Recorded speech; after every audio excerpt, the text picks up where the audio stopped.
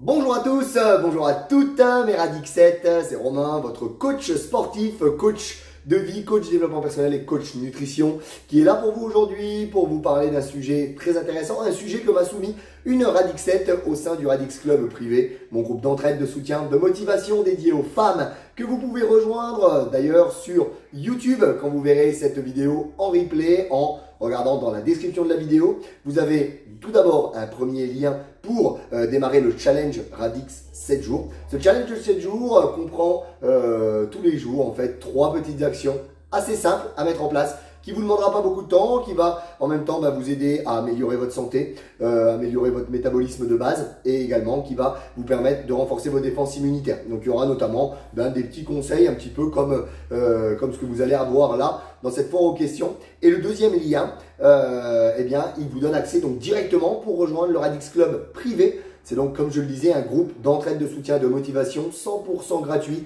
dédié principalement aux femmes. On a quand même quelques hommes qui sont avec nous dans ce Radix Club privé. Et donc, du coup, il y a une Radix7, Marion, qui m'a dit, voilà, j'ai demandé, j'ai mis un post. Quel sujet voudriez-vous aborder lors de la prochaine fois aux questions du 21 juillet? Oui, voilà, si vous la voyez un petit peu plus tard en replay dans le club privé ou aussi en replay sur YouTube, elle a été tournée en live le 21 juillet 2021 à 9 h.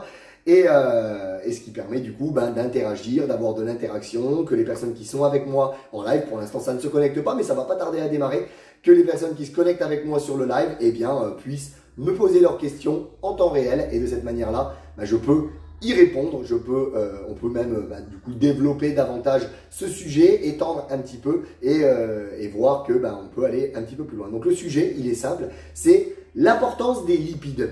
Les lipides, on va en parler, on va le définir juste après. Les différentes catégories de lipides, ceux qu'il faut éviter et puis ceux qu'il faut consommer. D'accord? Et puis aussi quelle quantité, ça c'est ce que je vais un petit peu développer aussi dedans. Voilà, donc j'espère que ça va se connecter. Je vois personne se connecter, donc parfois c'est un peu le signe aussi que ça ne marche pas. Ça peut arriver aussi. Voilà, on va bien voir si ça fonctionne. J'aimerais bien qu'une personne prenne le live et me réconforte, me mette un petit pouce, un petit cœur, un petit like et me confirme qu'elle est bien présente et que le live fonctionne. Ça, c'est surtout très important.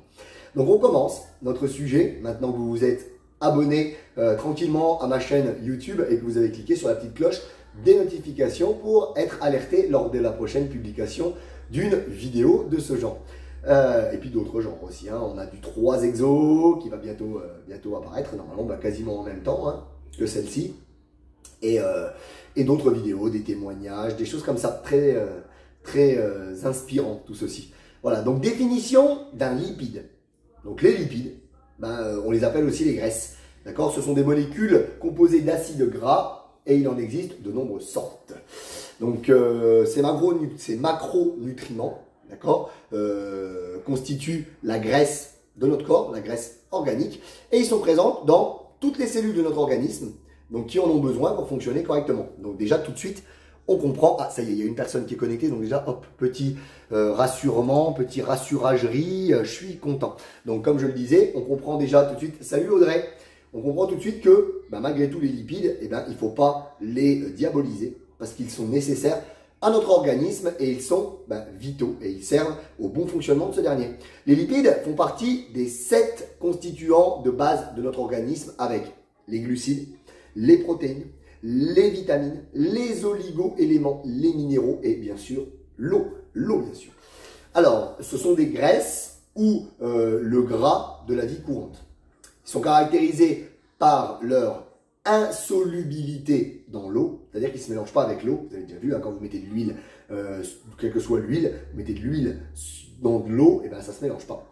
On dit qu'ils sont hydrophobes. D'accord? Phobe, ça veut dire que c'est comme la phobie, d'accord, la peur, et hydro, l'eau. D'accord? Ils exercent des rôles majeurs au sein de notre organisme. Ils participent à la structure et à la fonction des membranes cellulaires et interviennent dans de nombreuses fonctions biologiques, hormones, vitamines, transport, réserve. Il est possible de les classer en 2 groupes. Donc là, ça va être un petit peu on s'en fout, enfin c'est pas qu'on s'en fout un petit peu, mais ça va être un petit peu, voilà, quoi, des trucs que même moi, je maîtrise pas forcément. C'est quelque chose, voilà, qui demande des connaissances et des études. Et nous, on va s'intéresser plutôt à la deuxième catégorie.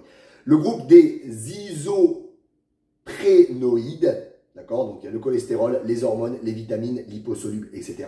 Et le groupe des acides gras, c'est surtout celui-là dont on va discuter aujourd'hui.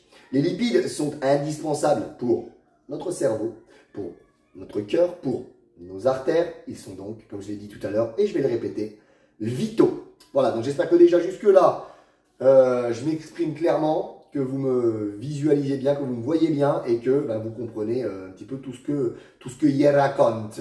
Voilà. Alors, rôle. À quoi ils servent les lipides dans notre corps? Il y a plusieurs rôles. Le premier rôle, les lipides, c'est déjà une source d'énergie, ok, de notre organisme, que ce soit dans l'effort, mais aussi dans la vie de tous les jours. Donc, avec les protéines et les glucides, ils constituent un apport énergétique. C'est le carburant quand on fait un effort. D'accord? Deuxième rôle. Ils sont isolants thermiques. Donc, ils protègent du froid. Ok? On a souvent entendu des personnes dire j'ai du gras, c'est pour me protéger du froid. D'accord? Oui et non. Parce que, en fait, en gros, dans le corps, il y a deux types de graisse. Il y a la graisse brune et la graisse blanche. D'accord? La graisse blanche, elle est plutôt, entre guillemets, inactive. Donc, elle va même plutôt être froide. D'accord? Vous avez déjà peut-être touché certaines zones de votre corps si vous êtes que vous avez un petit peu de gras. Vous touchez, ça peut être froid. Et il y a la graisse donc brune qui est dite plutôt active. Et elle va participer, cette graisse brune, dans le métabolisme de base. Donc voilà, donc la graisse brune, elle est beaucoup plus intéressante que la graisse blanche. Il y a trois rôles. Le troisième rôle, pardon, il y a trois rôles. Le troisième rôle, ils ont un rôle donc dans la structure des cellules. Donc en effet, les lipides sont constituants des membranes cellulaires qui les entourent. Ils entourent les membranes cellulaires. Toutes les cellules de notre organisme en ont besoin pour bien fonctionner. On l'a dit tout à l'heure. Quatrième rôle.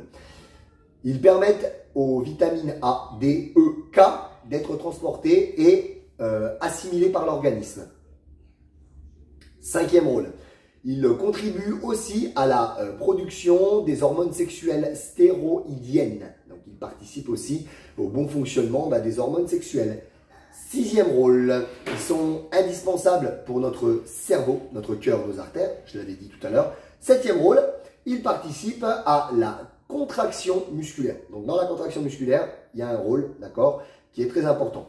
Donc, voilà pourquoi, même lorsque l'on met en place un régime hypocalorique, c'est-à-dire où on consomme moins de calories que ce que notre corps a besoin dans la journée dans un but de perte de poids, de demander à notre corps d'aller utiliser ces graisses qu'il a stockées puisqu'elles sont une source d'énergie dans son fonctionnement au quotidien, dans son fonctionnement lors de nos activités physiques et sportives, eh bien malgré tout, il ne faut surtout pas supprimer complètement de notre alimentation les lipides, les graisses, mais continuer à en consommer et à consommer les bonnes graisses.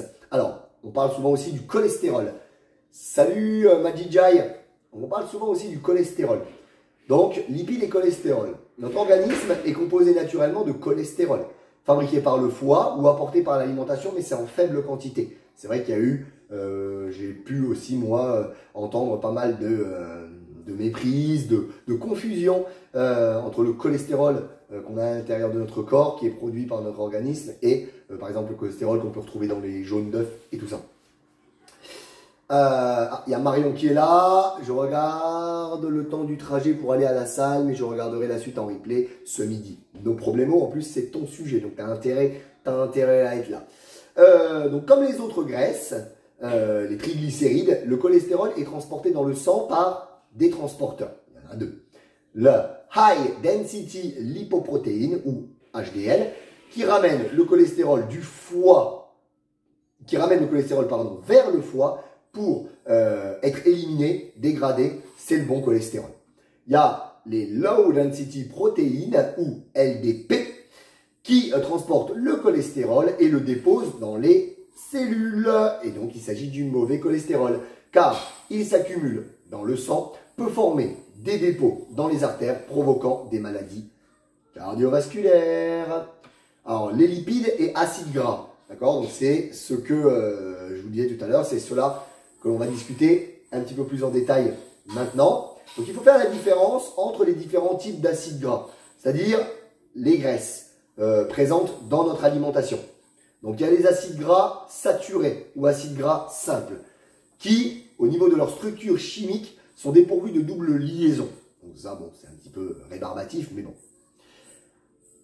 Ils sont principalement d'origine animale. On les trouve dans les viandes grasses, charcuterie, le fromage, les produits laitiers. Vous avez entendu? Viande grasse, charcuterie, fromage, produits laitiers. Ce sont les mauvaises graisses dont il faut limiter le plus possible la consommation. Alors attention, hein, il reste quand même utile et aussi un petit peu indispensable aussi pour le corps. D'accord, ces mauvaises graisses, il ne faut pas en consommer en excès. Malheureusement, dans notre mode de vie contemporain, dans notre mode de vie actuel, on a tendance à en consommer en excès. Déjà en excès, oui. Alors, il y aurait une petite exception. Mais du coup, en faisant des recherches pour vous présenter cette foire aux questions ce matin, je me suis rendu compte qu'il y avait un petit peu deux écoles, deux côtés. Donc la petite exception, c'était l'huile de coco, donc qui est très riche en acides gras saturés. Donc l'avantage, c'est qu'ils vont passer très vite du tube digestif au foie, et ainsi ça va apporter une énergie rapide pour le cœur, pour le cerveau et pour les muscles. D'accord ? Cette particularité est cependant controversée, d'accord, car dans notre, comme je vous disais, hein, dans notre mode de vie occidental, on consomme déjà trop de glucides, donc qui sont eux aussi une source d'énergie et un carburant, et aussi trop. J'arrive mon chéri, j'ai bientôt terminé, je te promets. Reste un petit peu au calme là-bas, ma beauté. J'arrive. Qu'est-ce qu'il y a, ma chérie? T'as quelque chose sur ta langue? Fais comme ça avec la langue. Voilà, super. Va te rasseoir, mon beau. Désolé pour ce petit contretemps. Donc cette petite particularité, elle est malgré tout controversée. Parce que dans notre mode de vie occidental, comme je disais, on consomme trop de glucides, trop de protéines, trop de graisses, pardon, qui vont déjà alimenter en énergie nos cellules. Donc l'huile de coco, c'est quand même une huile qui est très adaptée à la cuisson. D'accord? Mieux que l'huile d'olive, l'huile de noix ou même le beurre. D'accord? Ou les margarines, même spéciales cuisson. C'est une huile qui résiste bien à la chaleur. D'accord? Et donc qui brûle plutôt à très très haute température. Donc ce qui va limiter finalement l'absorption de matières cancérigènes. Quand ça crame dans la poêle, qu'on mange ça derrière, c'est le carbonisé, là c'est quand même des matières cancérigènes. D'accord? Deuxième catégorie d'acides gras, les mono et polyinsaturés. Donc, ils protègent nos artères, ils réduisent le mauvais cholestérol en favorisant l'élimination par le foie, donc on l'a vu tout à l'heure, HDL, protègent des maladies cardiovasculaires. Donc il s'agit des acides gras complexes, essentiels. On trouve ces bonnes graisses dans les produits contenant des oméga 3, tels que les graines, les fruits oléagineux, l'avocat, les huiles végétales comme l'huile de lin, l'huile de noix, l'huile de chanvre, etc. Les poissons type maquereau, sardines, saumon, de préférence issus de pêche durable, d'accord? Parce que voilà, si c'est des poissons qui sont élevés, un peu comme des poules en batterie, ils ne bougent pas, donc du coup ils ont tendance eux aussi à faire du lard, à faire de la mauvaise graisse, d'accord? Les jaunes d'œufs, mais plutôt de poules élevées en plein air, nourries au sol avec des graines de lin. Donc pour savoir ça, c'est les œufs bleus, blancs et cœur. Les lipides représentent 30 à 40% de nos apports énergétiques journaliers. Ils doivent représenter 30 à 40%. D'accord? Donc c'est quand même, ça fait quand même beaucoup. Hein. Ça veut dire que le reste, en gros, c'est les protéines lipides, quoi. Les protéines glucides. Ok? Quelle quantité? Donc j'espère que ça suit bien hein, jusque-là, que vous écoutez bien, que vous enregistrez bien. Hein. On va passer à la suite.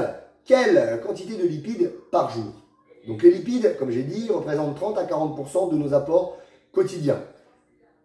L'Agence nationale de santé recommande de consommer 100 grammes de lipides par jour en variant les sources. 100 grammes de lipides par jour en variant les sources. Des œufs. Donc dans un œuf, on a 11 grammes. De l'huile d'olive, par exemple, dans 2 cuillères à soupe. D'accord. Si vous faites une salade le midi, le soir, vous pouvez mettre de l'huile d'olive ou de l'huile de noix. Une petite cuillère à soupe le midi, une cuillère à soupe le soir. Ça fait 24 grammes de lipides. Ensuite, on peut consommer des amandes. D'accord.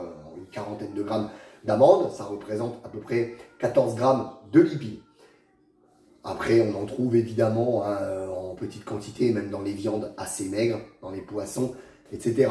Il est important de ne pas descendre en dessous de 1 gramme par poids de corps. Donc, si par exemple vous faites 50 kg, il ne faut pas descendre en dessous de 50 grammes de lipides par jour. Par exemple, moi j'ai donné un exemple avec 60 kg, j'avais donné 60 kg. Alors, dans quel aliment est-ce qu'on trouve les lipides? Les lipides sont naturellement présents dans notre alimentation, notamment dans les matières grasses animales et végétales, les viandes et les fromages. La consommation excessive de certains lipides favorise les maladies cardiovasculaires. Donc on l'a dit tout à l'heure, plutôt les saturés trans. Donc ça favorise les maladies cardiovasculaires. Donc il faut privilégier les acides gras d'origine végétale ou bien provenant de poissons, maquereaux, sardines, donc par rapport à ceux d'origine animale. Donc conclusion, notre organisme a besoin de lipides pour fonctionner normalement. La surconsommation de lipides, notamment d'acides gras saturés, va entraîner obésité, maladies cardiovasculaires. Mais une consommation trop faible de lipides peut aussi avoir de très lourdes conséquences sur l'organisme. Perturbation de la croissance chez les enfants, les adolescents, dysfonctionnement cellulaire, dérèglement du rythme cardiaque, dérèglement du cycle menstruel chez la femme, aménarrhée, donc les règles peuvent s'arrêter. Notamment, c'est le cas, attends j'arrive bientôt mon chéri, c'est notamment le cas par exemple pour les sportifs de très très haut niveau, même quand elles ont tendance à faire trop d'activités, quand elles suivent un régime trop restrictif. Moi je sais que j'en ai connu quand je faisais du bodybuilding, d'accord, ça je peux vous donner vraiment mon expérience par rapport à tout ça. Moi j'ai eu, il y a eu des régimes où il y avait sur la fin, vraiment quand on approchait des compétitions, quasiment 0 lipides dans la journée. Donc le cerveau fonctionne moins bien, on a des pertes de mémoire, on a des mauvaises humeurs, on a 0 libido, on a, on est vraiment très très mal. Et les femmes, quand elles font aussi des compétitions comme ça, qu'elles consomment très peu de lipides, vont avoir leurs règles qui vont carrément s'arrêter. Donc on a, comme je le disais, une chute de la testostérone chez l'homme et donc perte de libido, perte de mémoire, manque de concentration, irritabilité, fatigue excessive, etc. Donc ça c'est si on ne consomme pas assez de lipides dans la journée. Et bien voilà, on est arrivé donc au terme de cette description. C'était pas forcément très très long, c'est assez clair, assez limpide, excusez-moi, un petit peu d'humour pour finir. Voilà, si en live vous avez des petites questions qui vous taraudent, allez-y, c'est le moment, envoyez-moi ça. Je vous réponds par rapport à tout ça. Comme ça permet aussi aux personnes qui sont sur YouTube d'avoir une petite extension par rapport à cette foire aux questions. Si vous regardez cette vidéo en replay, que ce soit dans le club privé, sur Facebook ou sur ma chaîne YouTube, si vous avez des questions, surtout n'ayez pas d'objection, il n'y a pas de questions bêtes. D'accord? Posez votre question en dessous. Quand je la verrai, je viendrai vous y répondre à 100%. Ça, il n'y a aucun problème là-dedans. Alors, on a l'e-book qui me dit « Je comprends mieux certaines choses ». Moi, merci pour les infos, Romain. Heureux que tu aies compris certaines choses. Et n'hésite pas à dire quelles sont les choses que tu as compris. Et ça peut peut-être aider certaines personnes aussi à comprendre elles aussi par rapport à leur fonctionnement. Si vous regardez cette vidéo depuis ma chaîne YouTube, donc je répète que en description, vous avez le lien pour démarrer le challenge Radix 7 jours. Tous les jours, vous recevrez 3 petites actions à mettre en place tous les jours, d'accord, pour transformer vos mauvaises habitudes en bonnes habitudes, pour booster votre énergie, votre motivation, améliorer votre santé, améliorer votre métabolisme de base, augmenter votre métabolisme de base, augmenter aussi vos défenses immunitaires. Donc c'est vraiment très intéressant. N'hésitez pas même pourquoi pas à copier le lien et à le partager à d'autres personnes de votre entourage qui souhaitent retrouver la forme. Ça peut être un point de départ, ça peut être un déclic, un point de déclic. Voilà, clac, hop, je démarre ce challenge et après je me remettrai en forme.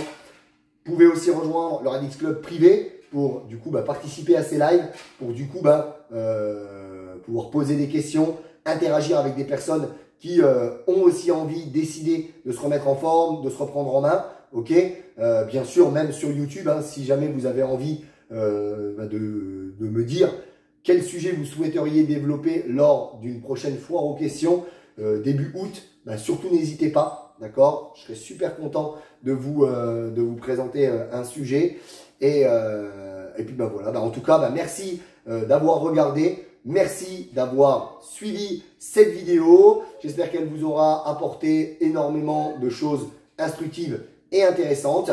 Donc, merci encore une fois. Pensez à vous abonner à ma chaîne. Gardez la patate, gardez la motivation. Pour vous abonner, cliquez juste ici sur cette petite photo ronde où on voit ma tête. Et là, du coup, je vous repartage une autre foire aux questions que j'ai fait antérieurement qui peut être complémentaire de celle-ci. Radix, Radix, Radix. Aïe, aïe, aïe!